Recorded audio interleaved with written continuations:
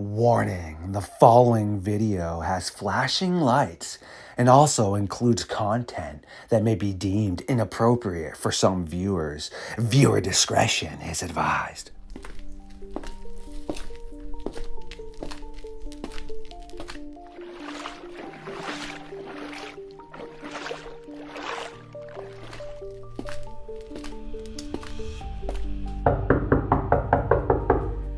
Barb Hartman and JJ Messenger, I see you have both made your way through the darkness and werewolf-infested forest to find your way into the darkness of the Fox Den for another episode of Midnight Lycanthropy here on LordeStarfox Radio.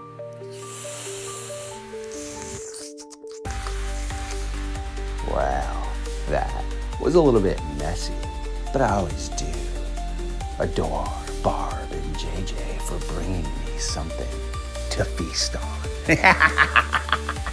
Without further ado, it is time to take a walk into the madness.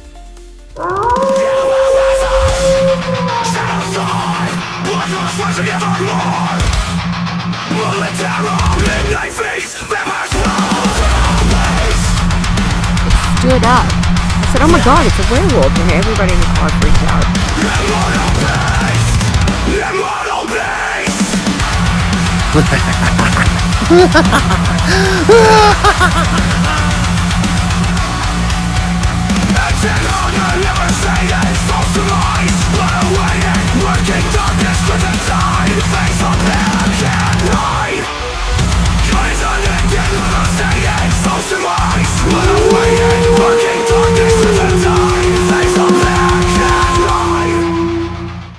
My creatures of the night, yes, welcome back once again to another episode of Midnight Lycanthropy here on LordeStarfox Radio.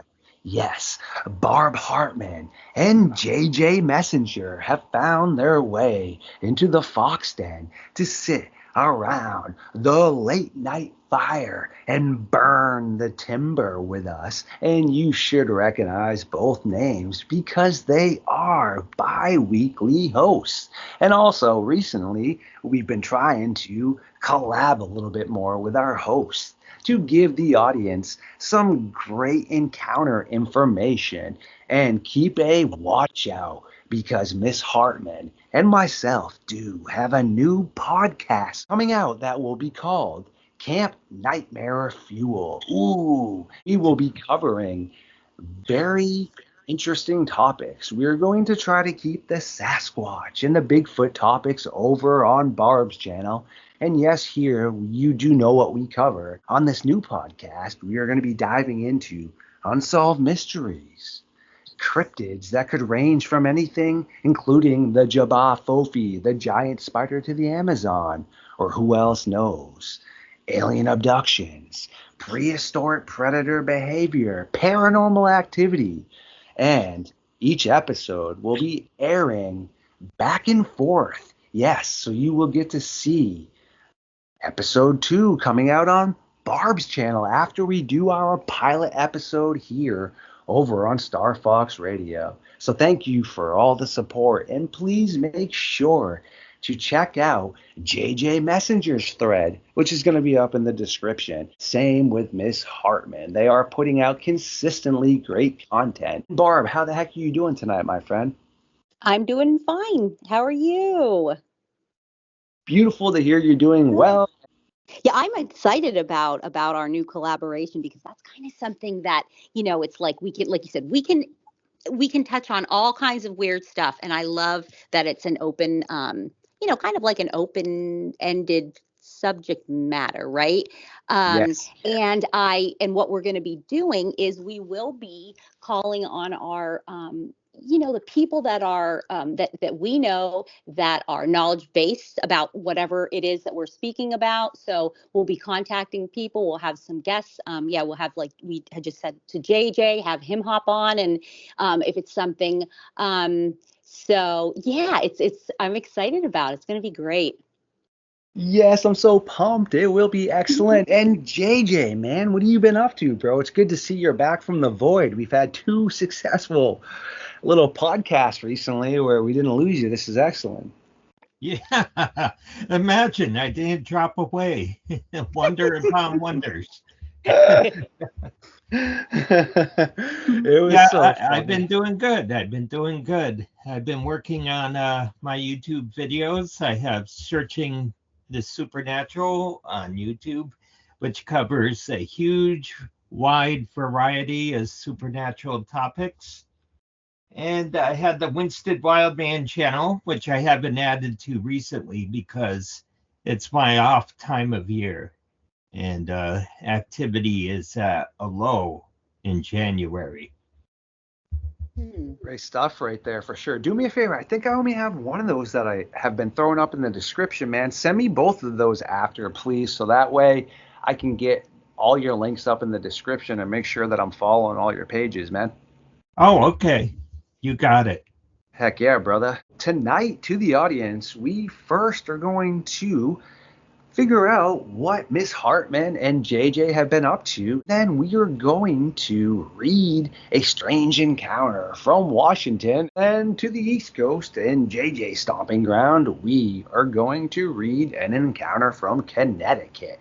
But first off, JJ, what the heck you been up to, man? Any sort of strange Dogman stuff that's got you tweaked out a little bit, figuring out what the heck's going on, man, or what? No, not recently. I've been very preoccupied with the generalized YouTube channel, the Searching the Supernatural. Um, Now, what's going on in our Connecticut woods during the winter is that you have to go extremely remote. You have to go into an obscure area to find footprints or odd foot tracks this time of year because apparently our cryptids are rather cautious and they're not going to be trouncing through backyards and gardens and such. You have to go hiking into the deep woods to find anything unusual this time of year. I could see that. That would totally make sense. Barb, what about you? You know what we've been diving into, trying to figure out what's going on with Autumn. You're grinding away with that, but you're also always grinding away with your own stuff in general with information over here. Have you found anything recently that has piqued your interest, or just what have you been up to in general? Well, I am consistently, I'm I guess I would say I'm in a habituation situation, which basically so I have the Sasquatch, a clan, actually several clans that live around me, and there is one clan in particular that likes to come onto our property and just kind of chill out. I feel that I've gained their trust enough that that they do that. They're so smart. They know when I can watch them through my home security cameras, which I do frequently. I'll start about midnight and go till about 3:30. Not constantly, it's just every once in a while through the night. And obviously I don't do it every night, but I try to do it several times a week because I've been very successful with that. And I still am getting, I'm still getting some like cool hits, and there's been some physical uh, evidence of them sitting around, and I'm laughing because I have been getting what all I can say is look like big butt prints in we have a big it's not a flower bed, it's just like a landscaped area. And what we do over the winter is we'll just pile all of our leaves in there, kind of let them decompose and whatever. And then once spring comes around, we either bag them up, or some of them I like to grind up and compost even further. But it really it puts a lot of nutrients back into the soil, and it protects the little organisms and insects that are beneficial. So, but all right, how I've been seeing these butt prints is I do not think that the Sasquatch people like to sit on wet leaves. So there's many areas that it's a perfectly round, well, not round, like a half circle. And I don't know. I was out yesterday and I was doing some measurements. I even found some that had, it's like two impressions, perfectly round, right next to each other. I don't know, guys. I don't know what else that would be. I know it's active here. I've also gotten some pretty cool like audio recently, and JJ has helped me in the past with that, and it's been amazing. This latest audio that I captured, the new program that I'm using really helped me to, it was very easy because I have struggles, with technology, and it was very easy to have it reduce the noise without reducing the quality. So, but so that's it. But this is I want to tell you guys, this is kind of funny.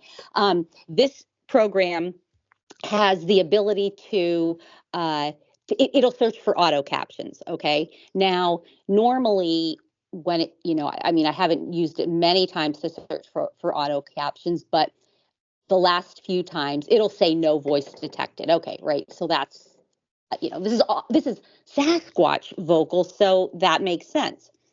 This time, and I've had a few in the past, but this time, when I ran the latest round of audio through, it gave me this whole like kind of like a just a script, and I'm like, what? So, and I'm mad at myself because I don't know, I should have taken screenshots. I just wasn't I don't know. So what happened was I add these captions in, but then when I went to play back the video to check it before I download it to YouTube. Here, most of the audio was corrupted. Now, JJ, about how audio works. What happened? Do you have any idea? Because I literally all I did was search. I have like a find auto captions or populate with auto captions, and that's what that did. Do you have anything idea what would have caused that? Sometimes there's no good reason. I've had audio files that become corrupted or disappear, and all you can do is like scratch your head and go, what is going on here? Yeah. It's yeah. And it gets weirder though. But I was like, did I do something wrong? Because definitely, but I'm thinking, how is that possible? So I basically just like undid my action, because I'm like, I don't want to lose. I mean, I have the original recording, but I don't want to lose that recording with these really cool and bizarre results. So I undo that action, and then I closed it out, come back into it, did it again, and guess what the captions were? No, no, no, no, no, no, no, no, no, no, no, no, no. Like 3 minutes of no, no, no, no, no. ah. What the heck, right? So I'm like, what in the world? So I'm like, okay. I thought, all right, maybe they're messing with me. They have a sense of humor. And so I'm like, okay. I'm like, okay, if you guys don't want, I thought maybe you don't want me to release this audio, and that's fine. I won't release it. If they're saying no, no, no, no, no, I'm not going to release it. So I thought, one last ditch effort. I undid that, same thing, close it out, come back in, and I'm like, all right, if there's anything that you want me to know, can you make sure it's here on the screen? If you don't, that's absolutely fine. Well, at that point, I got a few captions, which were, again, I take that all with a grain of salt because it's basically just a computer, it's AI, checking for human voices and recognizing speech patterns and words. So it's pretty funny. One of the results was "I love you," and I'm like, whoa, that's bizarre. But I don't actually think that that's what they were saying. But anyway, so I don't know. What do you guys think about that? It could be that's what they're saying.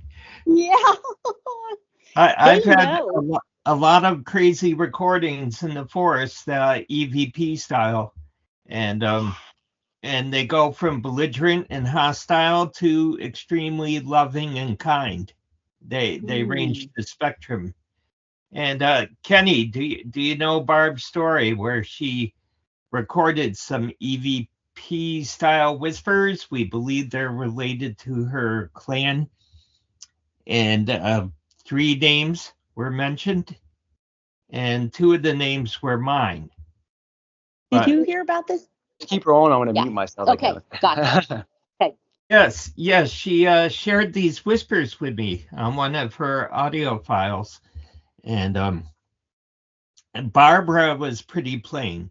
There was a whisper that said Barbara. But Yeah. there were 2 other whispers, and one was it Jeffrey or Jeff? It was Jeffrey, and he said, "Do you know what is?" He said, "I'm hearing Jeffrey," and he said, "That's." Do you know a Jeffrey? Is there a Jeffrey in your house? You know, around your neighbor household? I said no, and then he said, "Well, the second one that I'm hearing is Joseph," and I'm like, he goes, "Is there Joseph around?" And I said, "No," but I listened to what he's saying because JJ is amazing with being able to enhance and you know, I don't know, whatever he does. I mean, it was so clear. Um, and so he said, "Well, you know, I'm hearing Jeffrey Joseph, and that's my name." And I'm like, "What?" That's right. the JJ. That's the 2 Yes. J's. And Because Barb, I had no idea. I didn't know. Barb didn't know. No, I had no idea.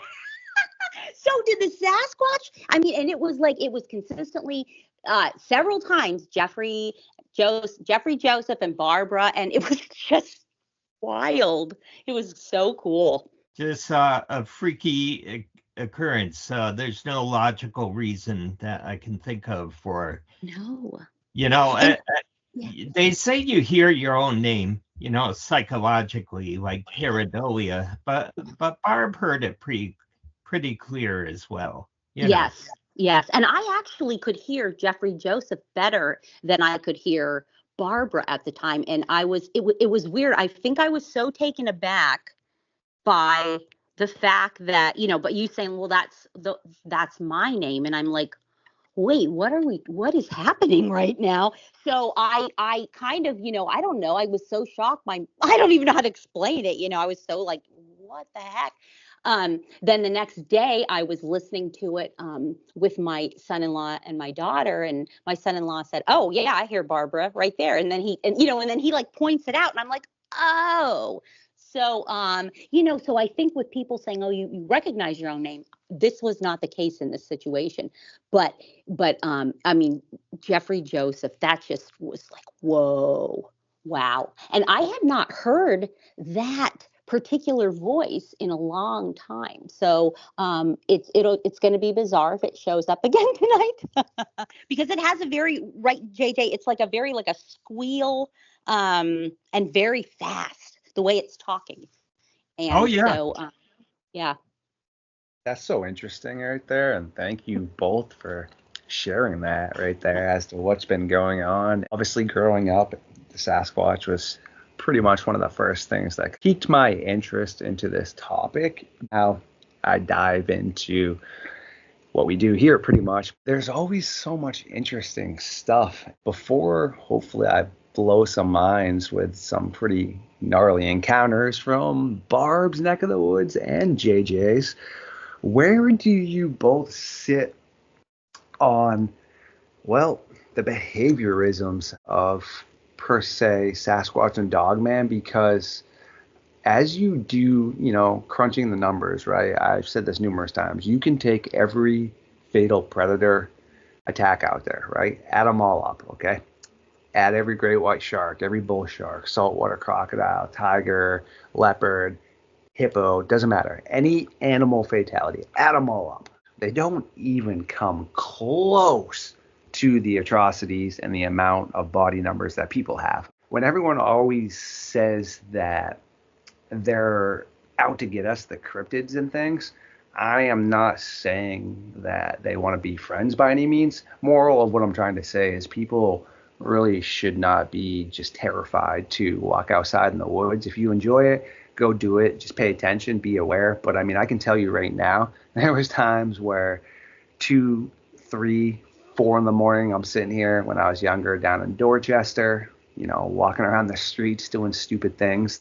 whatever. Dorchester is South Boston. It's not really the best neck of the woods. But I can tell you right now, I would much rather walk in the woods at night than down there. People got smoked all the time, okay? And you would just hear bang, bang, bang, crazy stuff. Again, moral of that is, where am I in more danger? In Dorchester, right, around all that, or out in the woods where I'm going to get taken by a Bigfoot or Dogman? Be aware out there, but don't just think that everything out there is going to get you. Where do you kind of sit on the fence with all that of, Bigfoot and Dogman? You think that they are definitely involved to an extent, or do you think they're kind of getting the bad rep? I definitely think that they're getting a bad rap. So, all right. So I honestly don't know that much about Dogman, but I am learning, and I have a friend who has has been having a lot of experiences with them, and she claims that they are not by nature violent. They're more protective. They're more just typically, like, they're solitary. They don't run in packs, and a lot of them potentially could be, G-man experiments, and that is how they were basically, produced, created, whatever. So I can't really speak to that with the Dogman. I can speak to the question about Sasquatch because of my experiences. I have never ever had any sort of experience that would feel aggressive. One time when I was actually, like, the first time I would say I was officially in the woods to research because I knew that something was there, I got grunted at. Now it was very, it was scary at the time, but it wasn't like a growl. It was just a grunt, like and I've been many times, I'm out by myself, and I've not felt intimidated. I've not felt scared. If I do, I feel that, like, if I get that feeling, I need to leave the woods because I just feel like there's either something else that's there. There's something that maybe they're trying to protect me from. But if we talk about times when Bigfoot has been aggressive, I feel like it's just the people. Okay, the actions, they want to get you out of there. They want to get people out of there. And people will say, oh, if I see a Sasquatch, like, I'm running toward it, or I'm going to chase it, or I'm going to take my car and, like, chase it down. Well, okay, if somebody said that about me, what am I going to do? I'm going to react, like, to protect myself. I don't think that they're out there massive, like, people, and I definitely don't think the numbers of missing people, I don't think it's attributed to them, because if there's any way that anyone in, again, the G-man could say, oh, we have this dangerous population of these scary predator ape things, they would be after it in no time, trying to destroy it. It doesn't behoove them to call attention to themselves, to just go out and kill people. I think yes, there could be, just like with humans, there could be, there's a random case of one that is violent and aggressive. But that's just, but I think overall, they just want to be either left alone, or they want to interact with humans, but on their terms. So, because it's very dangerous for them to reveal themselves. Yeah, I agree with Barb on that. That's a lot of good points that she made. I'm thinking with the Sasquatch and the Dogman, there may be different cultures and different groups and different varieties. I know there are prominent researchers and experiencers out there that designate them by different groups, etc. Now, I think the safest approach you can do as a researcher is to treat them with respect. If you show them disrespect, you're going to get disrespect back at you. and it's not going to be a pleasant experience because they're very intimidating. And let's face it, there was one time when I was just having a casual conversation with myself on the premise that they were listening in the forest, and I record everything I do, and while I'm talking, I'm measuring the foot impressions with my feet, and I'm commenting on how we must seem like children to them because of our size, and I actually recorded some laughter in the background, so that Wow. they found that rather humorous. I was like, "You must look at us like children." It would be like if we landed on a Pacific island and we were dealing with that Hobbit race, Right. and the size difference, and they all come up to our waist. We would, we might find them comical. We might disrespect them at times. I think they afford us more respect than we're actually deserving. We all know that famous video that someone released. I'm not sure how legitimate it is. I think it's legitimate, where a car with the dash cam clips a Sasquatch in the road.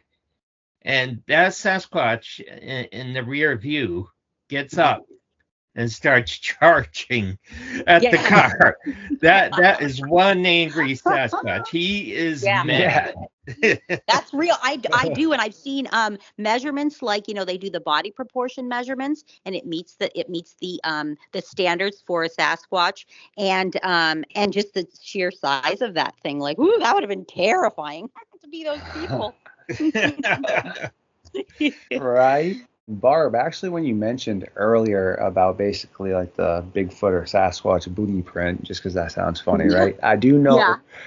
correct me if I'm wrong, you both are OG Sasquatch researchers. There is something from when I was a kid that has, again, never been able to be debunked and has been proven as valid, where a Bigfoot or Sasquatch laid down basically, and you got the side of his butt cheeks as it reached over to get something in the mud.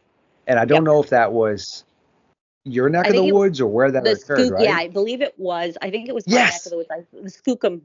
I know what you're talking about. Yeah, Barb Shoup is a longtime researcher, and there is a woman, I can't remember her last name. She's a great researcher, but she's not as like prominent on social media as Barb. But they do these camps where where a bunch of researchers will go, and they'll stay for a weekend or a week or whatever, and they get these really cool results. And one of the things was they got a print of a Sasquatch sitting down, and it was obviously, they said they could tell, and they could tell like what the sex of the Sasquatch was because it was so obvious.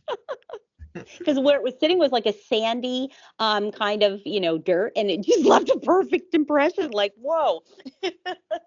I've heard that it's bad form to look down at their private area. They don't appreciate that.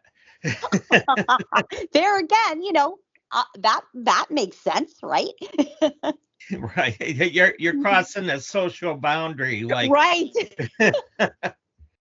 Right. That's so funny. That is hilarious, but absolutely epic right there. Before I read these two counters to both of my great friends right here, I actually got some flack the other day. Again, I don't care though, because as a journalist and researcher, there needs to be things that are presented that are logical. Do I think this is for every Sasquatch vocalization? No, because again, I've already said I believe that they exist. I'm not 100 on anything, but I'm 99.9999% down with the whole Sasquatch thing. I'm going to talk about that more on Barb's show when I do get over there at some point in time, or JJ's thread. Yes, that's not what I want to make light on. I just like to present things that need to be presented. And as a journalist, it doesn't necessarily mean you have to fully subscribe to it at that point in time. But if it's valid, It needs to be presented. Everyone always tries to say, for example, that like samurai chatter, back in, I don't know the exact Ron date. Moorhead. Yeah, it Yes. was in the Okay. 70s. So Yeah. I'm not saying that's not real whatsoever. I think that's creepy as heck. What I'm going to say isn't real is when people say that it's impossible to have been done, that is incorrect. If you watch those old school samurai Japanese movies, some of those are in black and white and such, and they're using that same samurai type talk. It had been done before. I'm not saying that I don't believe in it. I'm just saying that I presented that aspect of, yes, it could have been done because movies were made previous to that with that same type of vocal range. People got super ticked off at me. Again, as a journalist, just things need to be presented. I'm not saying that or any others aren't real. Again, I believe in Sasquatch. I'm just saying for people to say it's not capable of being done, it was done, though, in a studio. Talking about the Sierra sounds, they're not all the same. What Ken is referring to those distant samurai, like, Yeah. that you could fake, yeah. But then there's that fast, rapid, almost gorilla sounding like chatter. And it sounds like Yes. two individuals that are having an argument, and they're very animated. Yes. Going like Yeah, crazy. they're pissed. One of them is Right. pissed, and the other one sounds like they're in trouble. Yes. Yeah. Nelson slowed that down, and that's not just gobbledygook. There's repeated vowels and consonants, and there's a language So cool. there. Yeah. There's an actual language that he was able to decipher. Not that he could interpret the language, not that he could translate it, but he knew there were repeated syllables, vowels, and consonants. And there were also sounds that they were not making that we do. So there are preferred sounds that they make and sounds that they do not make. And it's a whole different rule book for them. Yeah. I love it, because that was going to be my next set of questions to both of you. Thank you for saving me from having to iterate and probably stumbling over myself, because yes, JJ just hit it on the spot too, and you both broke it down to basically kind of what I was just suggesting about how, just for people to say it's never been done by people, it just has been. But then, like, explaining the decimal differences and such, that's important. That's what I mean, Right. like how it doesn't fall into that, you know what I mean? But just for people that think that it can't be done, they were able to pretty much mimic it to an extent back. Whereas now, if you break it down in the vocal ranges, you can see the difference of how those weight so much more versus, his vocal box. It's just important, especially for me as a journalist. I got to make sure to present those things, because I can't fall into the bad science side of more or less not letting people come in and research with me, which is why I actually really would love to get multiple hosts on more like this, because I don't like to play in my own mud puddle or my own sandbox, because when you do that, you're such a one-track mind, meaning you have your preconception already and nothing's going to change that because you're looking at it in a certain perspective, which is not the best way to do it. You need to, see your perspective, but I don't know how many times when I think of something where, like Colleen from our science team, I was like, wow, what are these saber-toothed tigers really that stupid? Like, they're just consistently the only animal found in the La Brea tar pit all the time. And like she was saying, she made such a valid point. My mind didn't even go to this. She's like, well, I don't think necessarily is they were unintelligent. It's just they didn't see it because it looked like water, and then they stepped in it. Screwed. I was like, wow. So you're thinking if it was even a modern day gray wolf, would the same thing happen? She goes, yeah, because it wouldn't see it. And we know wolves are smart. And I was like, brilliant. Because that's what I mean about how I was just thinking, okay, what are you, a dummy? Why are there no any other predators in here? What are you, just like, okay, oh, there goes my buddy, but I'm going next. That's why it's really great. You got to get more people on like that. I love it. Before I read these encounters, is there anything else that we've been diving into on that topic you both want to kind of touch base on before we roll with this? I just wanted to say that, and I think that JJ kind of alluded to it, but Scott Nelson had said, again with the samurai, and when we say the samurai or the Sierra sounds, like he said, there's this samurai, chatter, but then there were so many other things that sounds, right? And that Scott Nelson had said, there's sounds that it is impossible for a human to make. We do not have the anatomy, that would enable us. So I feel like that's just leans more to, to the credibility. So it's 1,000. cool. Yeah, interesting stuff. Yeah. You have to, in this kind of a thing, because no one knows for sure. Like, okay, I know that they exist for sure because one was sitting in front of me, 6 feet away. I see them. I can see them. I know that they exist. I don't know. That's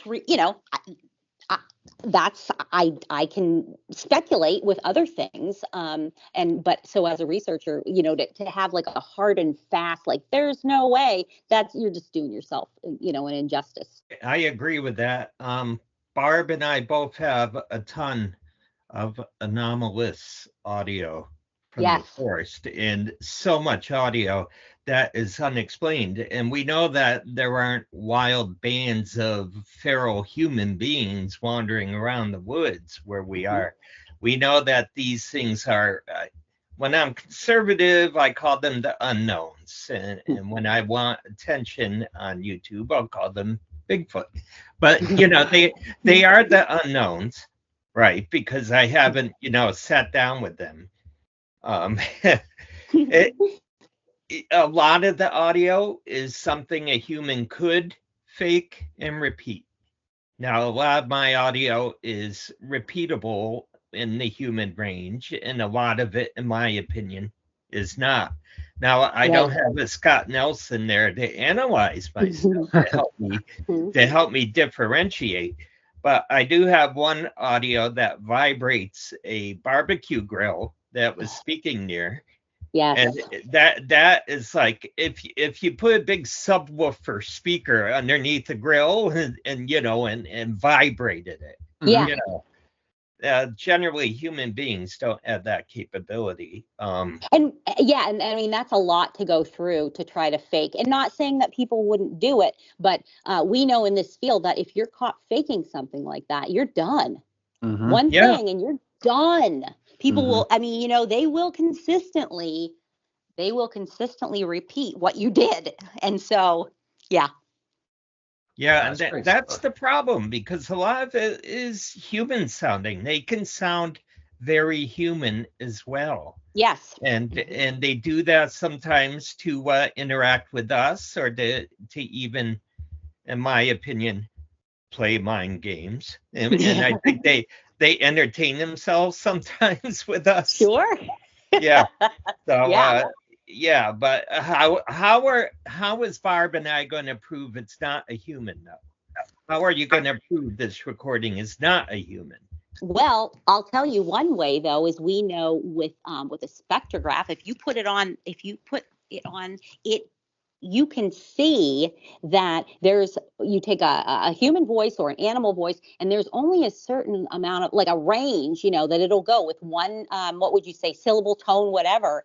And with Sasquatch, it's like, whoa, it's a huge range just in one noise that Yep. And I think that in it. I just love looking at that when you can get that done, because man, I mean, I don't know, that to me is irrefutable. I know Thinker Thunker does this spectral analysis with the calls, with the long distance calls that often sound like coyotes, but they break the ranges that coyotes can do. Yeah. That's what I mean about, kudos to both of y'all as well for being good researchers, because I mean, even if you weren't, I'd still be friends with y'all because you're great people, but I would not try to figure out what I'm trying to figure out and bring you in if I didn't think that y'all both had great thought processes and the way you approach things. Great stuff right there, because again, I do, know of this topic. I, again, have never had any sort of paranormal activity at all. I am going to be broad enough to say that if people really don't think Sasquatch is out there, Sure, we're still trying to figure out ape-based, historic hominoid, a little bit of mixture of both. What's going on? Sure. Okay. Yeah, we can question that because that's what we're figuring out. There's too much quality scientific evidence, like y'all just hit on with the vocalizations, the track patterns, where people have specialized in this their whole life, like Jane Goodell and these beautiful minds. Okay.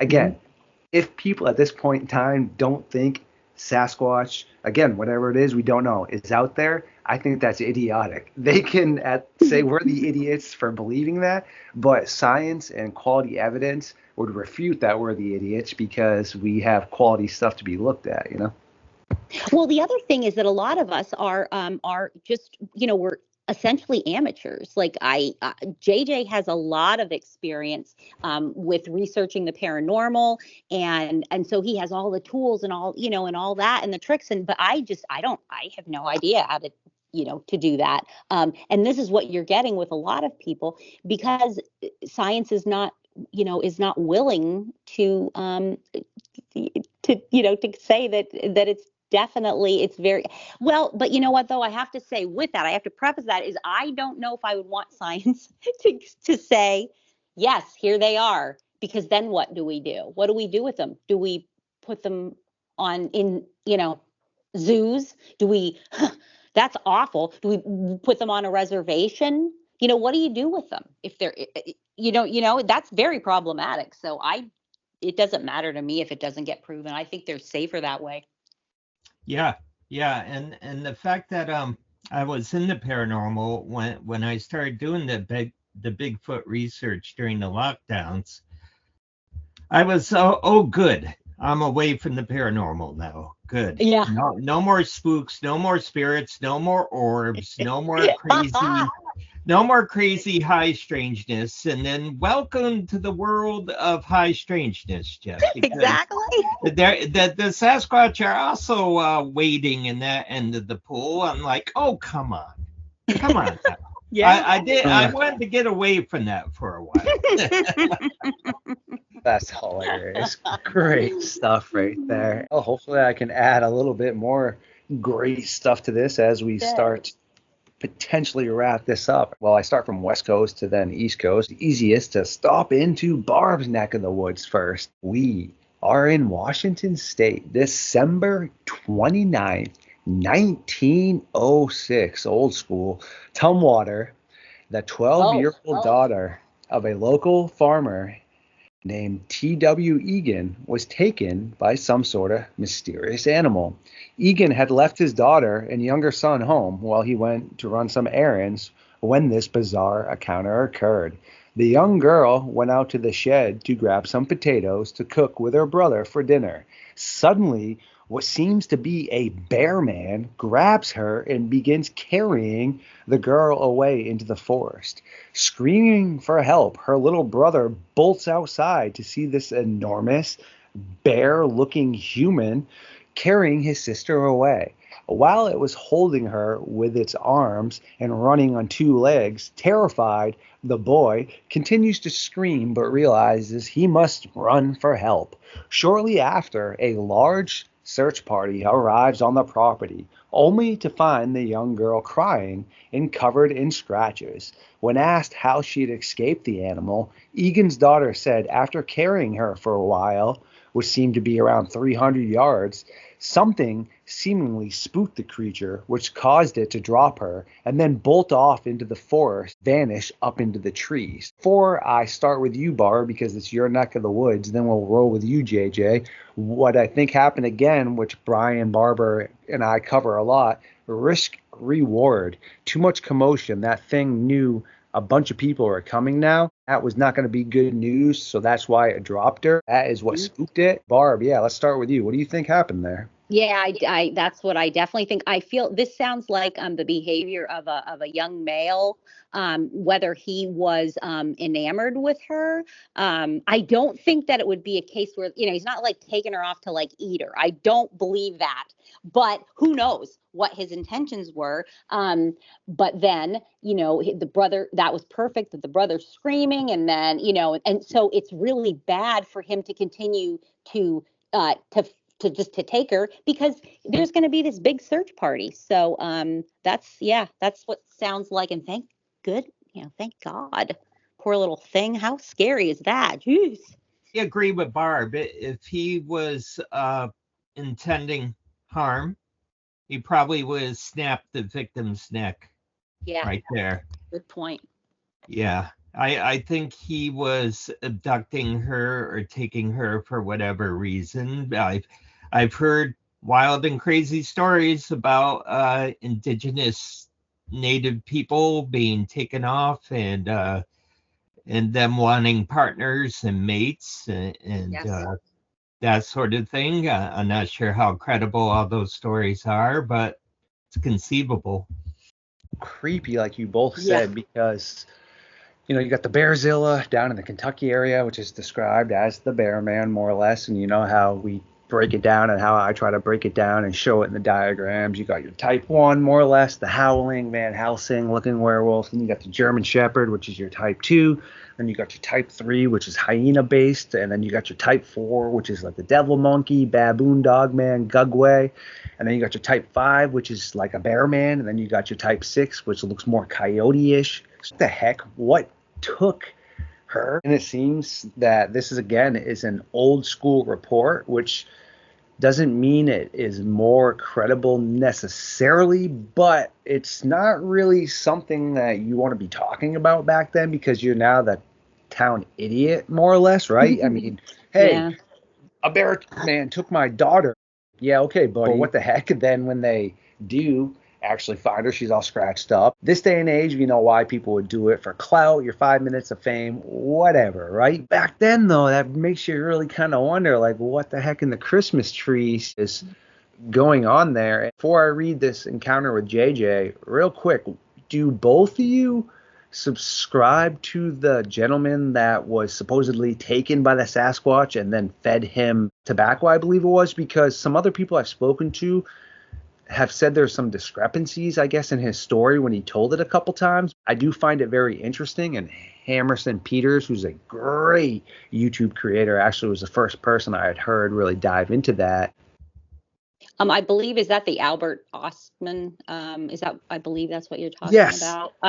Yeah, I from, I mean, it sounds, there again, why would he make something like that up? It was verified that he was missing, from wherever he was, because he was just a young man. So that's really the only thing that I know that, that you can verify. So yeah, I heard him. I mean, I watched an interview of him when he was, an older gentleman, and basically, yeah, you know what? Maybe there's some discrepancies, there's some inconsistencies, but you think, like, when you go through something like that, gosh, it's got to be so traumatic, and that does things, to your memory, and also, maybe he remembers things. I don't know, it sounds plausible to me. What do you think, JJ? Yeah, I think it's possible. I know there are people out there now that are calling doubts on this story. I'm not quite sure what the motivation would be for him to make it up. That kind of fame back in that day, who would want it? Right. You were probably laughed out of each local tavern you walked into. Right. It's all the little details about tobacco and snuff and their reactions to him, and it's just so strange and offbeat. He's got a very vivid imagination, if it was something that he made up. Mm-hmm. I think somebody that would, if you do, if you have that sort of a person, let's say, there's a person that has they're a pathological liar. They can't help themselves. I don't know. That kind of pattern is going to show itself. It's not going to be just some regular guy, whatever, and then all of a sudden he comes up with some crazy story. But that's just my opinion. No, great stuff. And that's why I just wanted to ask both of you while I had you on here, because that is this topic that you both specialize in, and it's just always floating around in my brain. And for some reason, it was like, hey, don't forget about me. And well, I didn't. Last one right here before we do let you both get back to your busy schedule. Yes, to the audience, this will be pretty much the conclusion here, but it's good. Yes, JJ has things he needs to attend to, and so does Miss Hartman. But no worries, they're both bi-weekly hosts. Their playlists are up, so you can always watch their older content you haven't watched yet. Oh, wait, you can always check out their new stuff that they have on their own thread.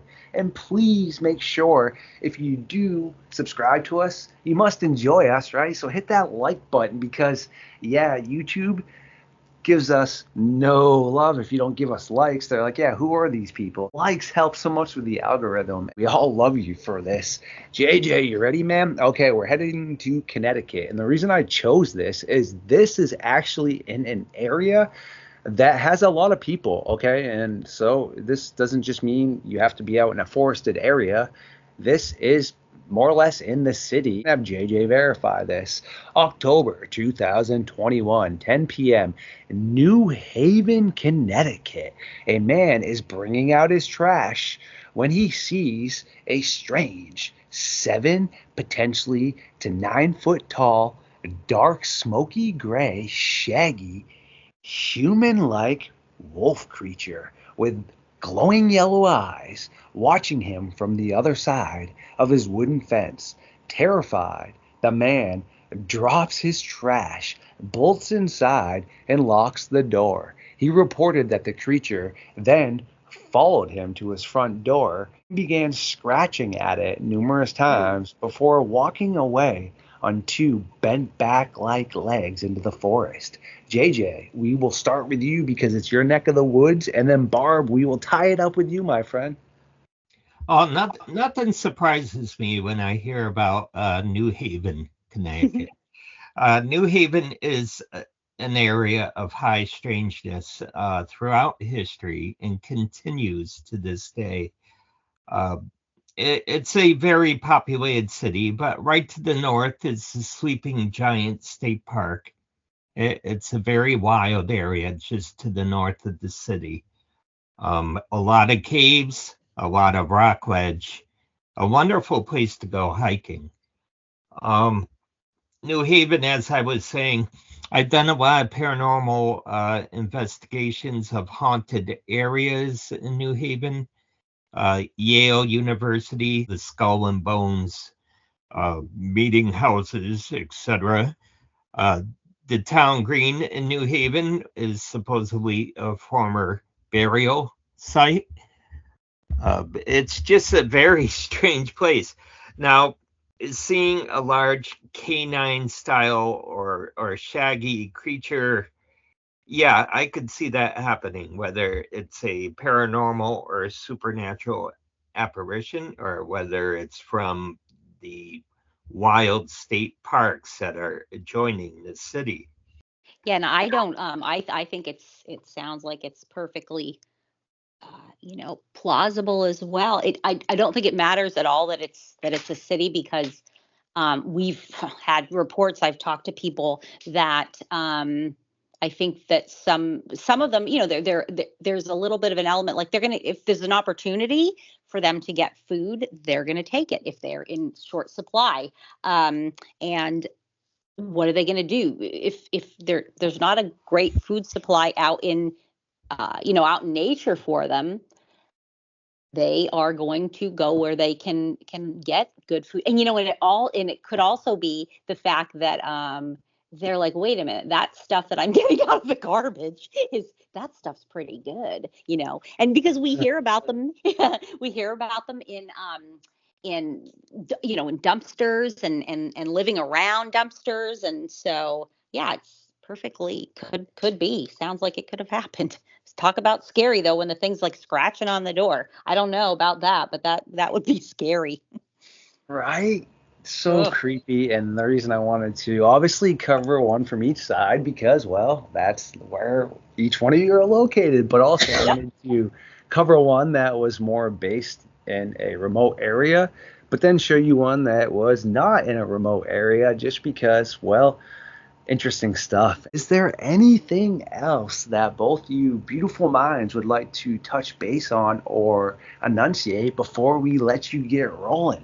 The only thing I just want to add this is that, again, just to reiterate, is for people that think, oh, there's no way that there's no way that a dog man or a Bigfoot. Now, I don't consider Bigfoot a cryptid, but a dog man or, there's no way because I live in the city, I live in the suburb. No, that does not make it doesn't matter, because if you're in a city, there's going to be a lot of abandoned buildings.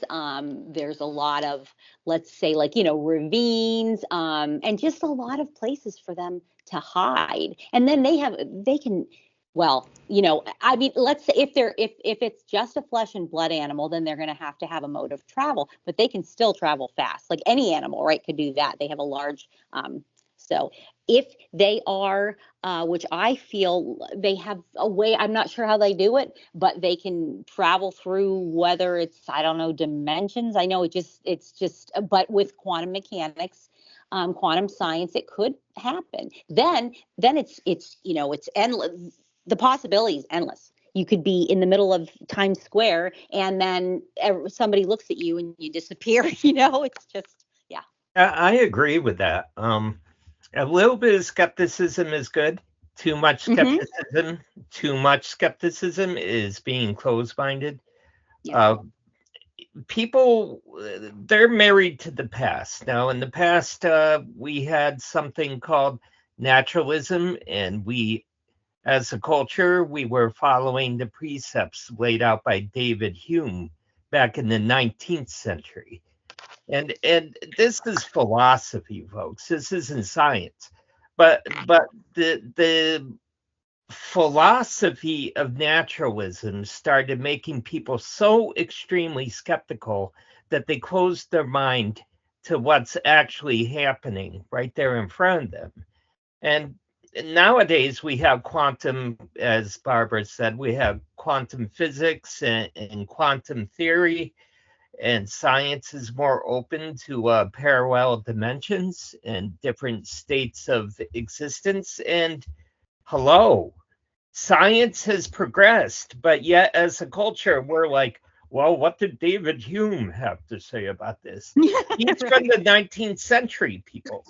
It's get with the times, right? Yeah. Open your mind, but don't be too gullible. Always keep a little bit of skepticism going, of course. Yeah. Beautiful. Thank you again so much for sitting down and hanging out with me tonight. Yes, everyone's links will be up in the video description. So again, please make sure to go over and check out Miss Hartman's thread as well as JJ Messenger's thread. Of course, make sure to watch my content and be on the lookout for future collaborations, Barbara and I's new podcast. But this will be the conclusion of the Midnight Society's meeting. I do hope everyone enjoyed what we did bring to the table tonight, because there's plenty more cooking up at the oven. Thank you both for hanging out with me. Thanks for having me. Yeah. Thank you, Ken. Yeah, thank you. It was great to talk to you, JJ. Yes, good to talk to you, Barb.